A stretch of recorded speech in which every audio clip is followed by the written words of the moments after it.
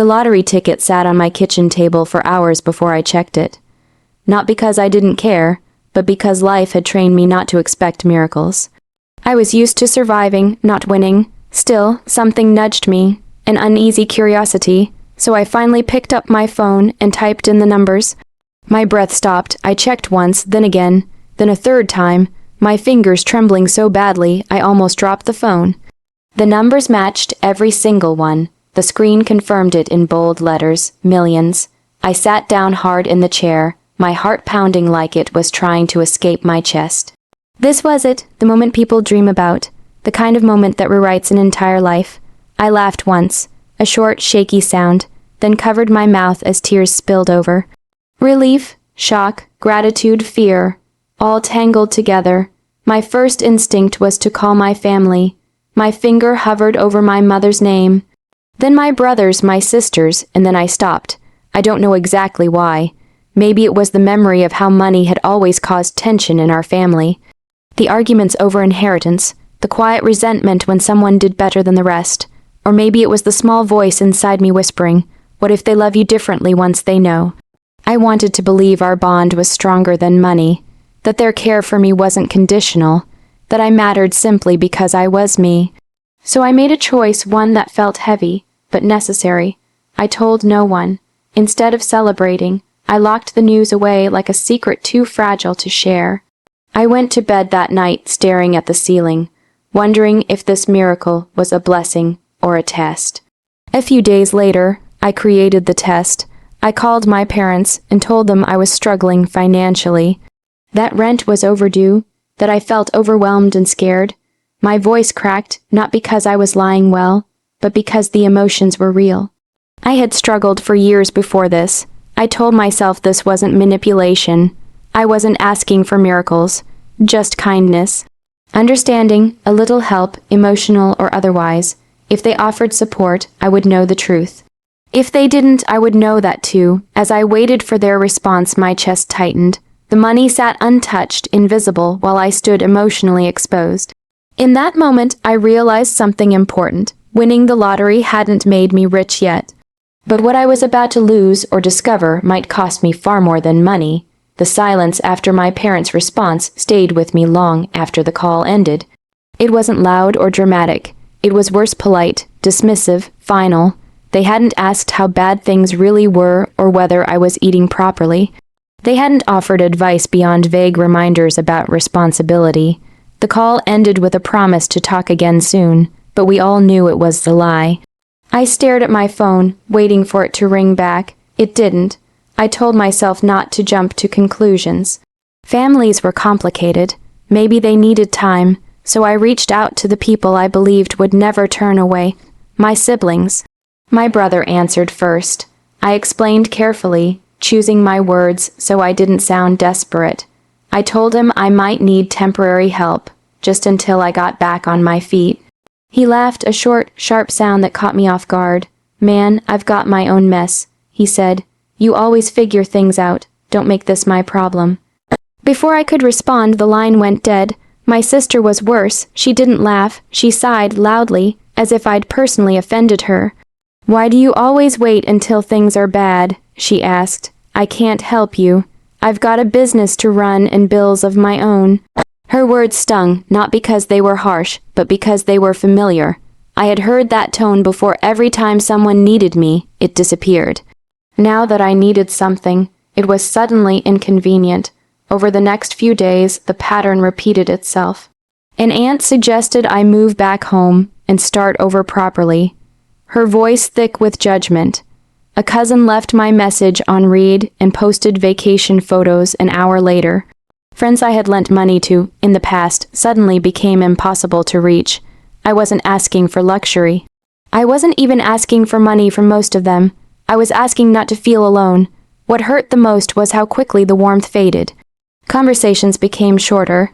Invitations stopped coming. I realized I wasn't being refused help. I was being quietly pushed out. One evening, I overheard my mother talking on the phone. She didn't know I could hear her. "Some people just don't know how to manage their lives," she said. "You can't keep rescuing them." Something inside me went cold. I had spent years being reliable, supportive, forgiving. I had shown up when others couldn't, yet the moment I appeared weak, I became a burden. That night, I cried not loudly, not dramatically, but with the kind of tears that sink deep into your chest and stay there. The truth settled in slowly and painfully. Blood didn't guarantee loyalty. Love wasn't unconditional. And the family I trusted most had just taught me exactly where I stood. The days after the truth revealed themselves felt strangely quiet. Not peaceful, just empty. The phone stopped buzzing. No one checked in. It was as if my struggle had erased me. I let myself grieve, not only the hurtful words, but the illusion I had carried for years. The belief that family would always be there had been comforting, even when it wasn't true. But grief has a way of either breaking you or sharpening you. I chose the second. One morning, I sat at my kitchen table and looked at the lottery confirmation again. The numbers hadn't changed, the miracle was still real. I realized then that while my family had turned away, I still had something powerful: choice. I didn't have to stay small. I didn't have to beg for care, so I began rebuilding, quietly and deliberately. I paid off my debts first. Every bill that once kept me awake at night disappeared one by one. The weight on my chest lifted slowly, like learning how to breathe again. I moved into a modest home, not extravagant, just calm, a place where I could heal without noise or judgment. I invested in myself. Therapy helped me untangle years of people, pleasing, and emotional neglect. I learned that strength didn't mean enduring mistreatment, and love didn't mean sacrifice without boundaries. I started reading, planning, and learning how to manage money responsibly. I wasn't trying to prove anything. I was protecting my future. What surprised me most was how good it felt to help others without expectation. I donated anonymously to a local shelter. I paid a stranger's grocery bill when I saw her counting coins at the register. I helped a student clear a small loan so they could finish school. None of them knew my name. None of them owed me gratitude. And yet, they gave me something my own family hadn't. Kindness. Meanwhile, life continued for the people who had turned away from me. I heard bits and pieces through mutual contacts. My brother's job became unstable. My sister's business began to struggle. My parents faced unexpected expenses. Suddenly, the confidence in their voices was gone. My phone started ringing again. I didn't rush to answer. Not out of spite, but clarity. I understood now that rushing had always been my mistake. I had chased approval, love, and validation from people who only noticed me when it was convenient. I wasn't angry anymore. I was awake. The pain they caused had transformed into something steady and unshakable. I had built a life where my worth wasn't debated, where my peace wasn't dependent on anyone else's approval. I hadn't won revenge. I had won myself, and that, I realized, was the real beginning. By the time my family truly noticed the changes in my life, I was no longer waiting for them to. My days had settled into a quiet rhythm work I enjoyed, evenings filled with calm, and a sense of stability I had never known before. I didn't talk about money. I didn't need to. Peace had become my wealth. The calls started subtly, a casual message from my mother asking how I was doing. A sudden check-in from my brother, his tone softer than I remembered. My sister sent a long voice note, full of concern and nostalgia. They spoke as if nothing had happened, as if distance hadn't been carefully built by their own hands. I listened, I observed, then came the questions. How are you managing? You seem different. Things are a bit hard right now. I answered honestly, but briefly. I told them I had figured things out on my own, that I had learned a lot during that difficult time.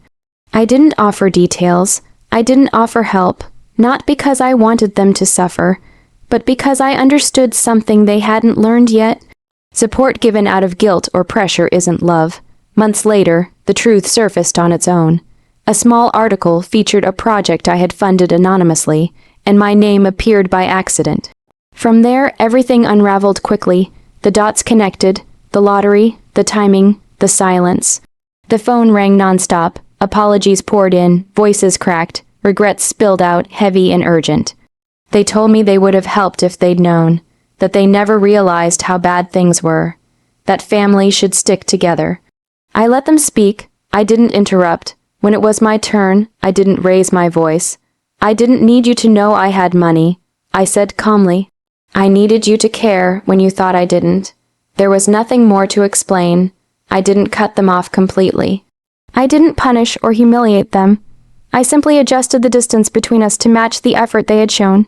Boundaries replaced expectations. Respect replaced hope, and something unexpected happened. I felt free. The revenge they never saw coming wasn't success or wealth. It was the fact that I no longer needed their validation.